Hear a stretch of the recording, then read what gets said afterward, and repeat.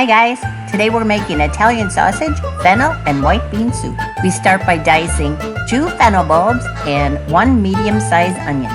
Set those aside. Next I move to the stovetop where I browned up 2 pounds of Italian sausage in a large Dutch oven, and I broke it up with my slotted spatula and browned it really well. After it was nicely browned, I added the chopped fennel, onion, and a lot of minced garlic. Nothing wrong with that. I added salt and pepper to the pot, gave it a good stir, and then added a very healthy dose of tomato paste.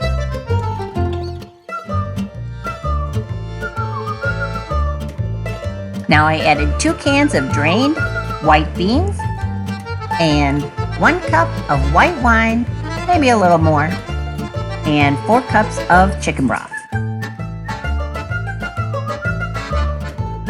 After a good stir, I added 1.5 cups of water and let that simmer on the stove for just a little while. After simmering, it's time to ladle into bowls and it's time to eat. Get the full recipe at kudoskitchen by Renee.com.